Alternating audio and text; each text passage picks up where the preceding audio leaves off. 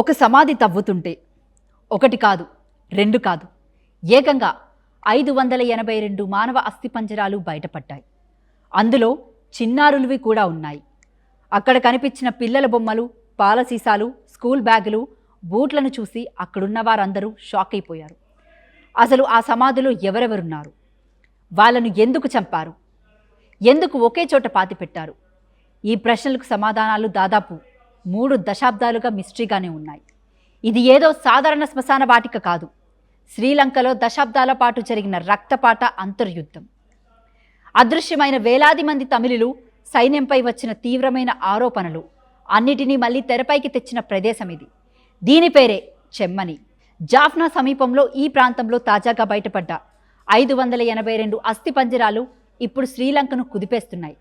మరి ఈ అస్థిపంజరాలు ఎవరివి? ఎలా చనిపోయారు? అక్కడ ఏం జరిగిందో ఈ స్టోరీలో క్లియర్గా తెలుసుకుందాం.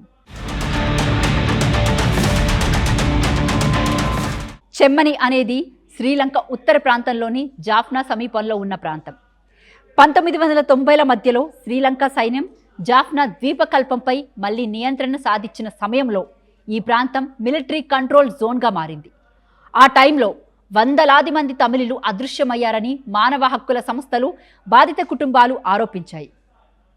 ఆ అదృశ్యాల వెనుక చెమ్మనిలో సామూహిక సమాధులు ఉన్నాయనే అనుమానాలు అప్పటి నుంచే ఉన్నాయి. కానీ ఈ అనుమానాలకు పెద్ద మలుపు 1998లో వచ్చింది. శ్రీలంక సైనికుడు సోమరత్నే రాజపక్స ఒక కేసులో విచారణ ఎదుర్కొంటున్న టైంలో సంచలన విషయాలు బయటపెట్టాడు. జాఫ్నాలో అదృశ్యమైన సుమారు 300 నుంచి 400 మంది తమిళులను చెమ్మని ప్రాంతంలో పాతిపెట్టారని అతను కోర్టుకు తెలిపారు. తాను హత్యల్లో పాల్గొనలేదని, మృతదేహాలను పాతిపెట్టే పని మాత్రమే చేశానని అతను చెప్పాడు. ఈ వాంగ్మూలం తర్వాత చెమ్మని పేరు అంతర్జాతీయంగా కూడా మారుమోగిపోయింది. ఇక్కడ మరో విషాదకరమైన నేపథ్యం ఉంది. రాజపక్సే ఈ విషయం చెప్పిన కేసు కృష్ణాంతి కుమారస్వామి అనే 18 ఏళ్ల తమిళ విద్యార్థికి సంబంధించింది. 1996లో ఆమెను లైంగిక దాడి చేసి హత్య చేసిన కేసులో శ్రీలంక సైనికులు దోషులుగా తేలారు. ఆమెను వెతుక్కుంటూ వెళ్లిన ఆమె తల్లి, తమ్ముడు, ఒక పొరుగు వ్యక్తి కూడా హత్యకు గురయ్యారు.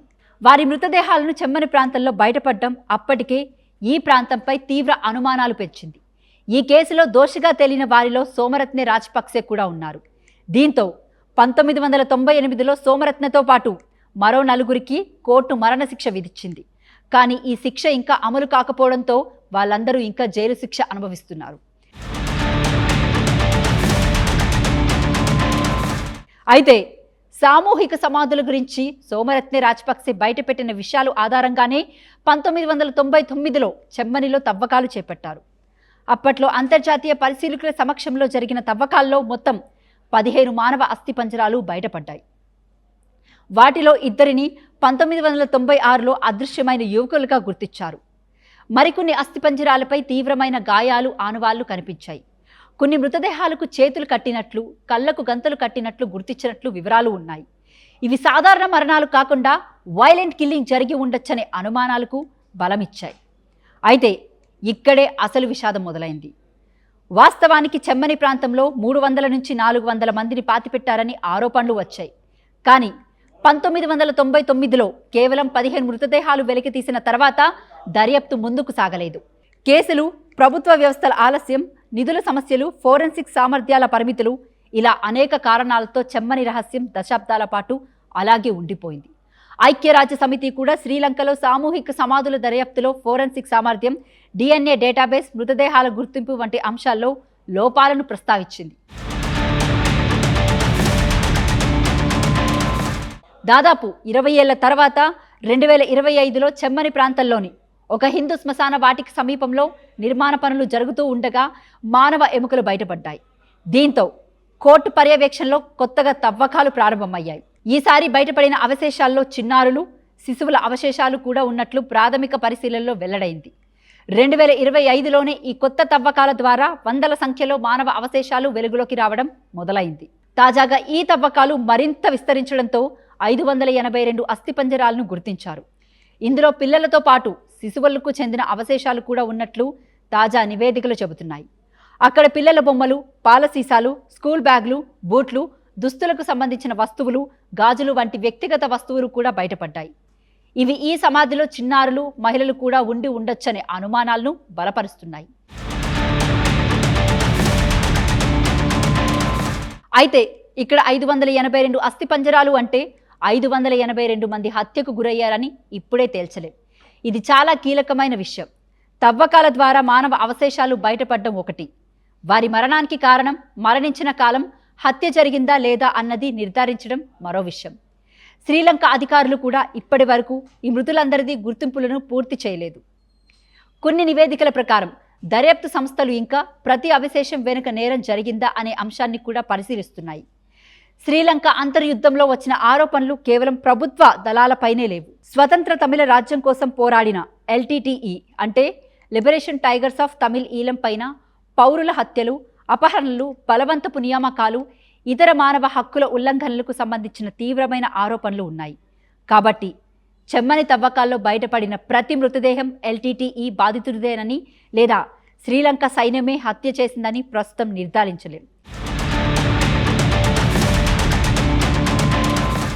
శ్రీలంకలో సింహల మెజారిటీ ప్రభుత్వం, తమిళ వేర్పాటువాద శక్తుల మధ్య ఉద్రిక్తతలు పెరిగి 1983లో పూర్తిస్థాయి అంతర్యుద్ధంగా మారాయి. మరోవైపు వేలుపిల్లై ప్రభాకరన్ నేతృత్వంలోని LTTE దాదాపు 20 ఏళ్ల పాటు ఈ పోరాటం కొనసాగింది. 2009లో శ్రీలంక సైన్యం LTTపై తుది విజయం సాధించడంతో యుద్ధం ముగిసింది. ఈ యుద్ధంలో భారీగా ప్రాణనష్టం జరిగింది. వేలాది మంది అదృశ్యమయ్యారు. ముఖ్యంగా ఉత్తర, తూర్పు ప్రాంతాలలోని తమిళ కుటుంబాలకు తమ కుటుంబ సభ్యులు ఎక్కడికి వెళ్లారు, బ్రతుకున్నారా, చనిపోయారా, ఎక్కడ పాతిపెట్టారు అనే ప్రశ్నలకు ఇప్పటికీ సమాధానాలు లేవు. అందుకే శ్రీలంకలో మిస్సింగ్ పర్సన్ సమస్య ఇప్పటికీ అత్యంత సున్నితమైన అంశంగా ఉంది.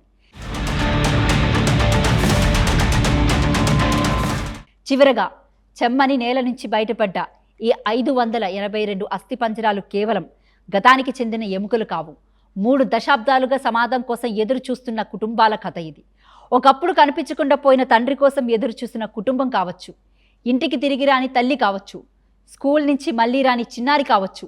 ఇప్పుడు ఆ అవశేషాలు బయటకు రావడంతో కనీసం వాళ్లకు ఏం జరిగింది అనే ప్రశ్నకు సమాధానం వెతికే అవకాశం వచ్చింది.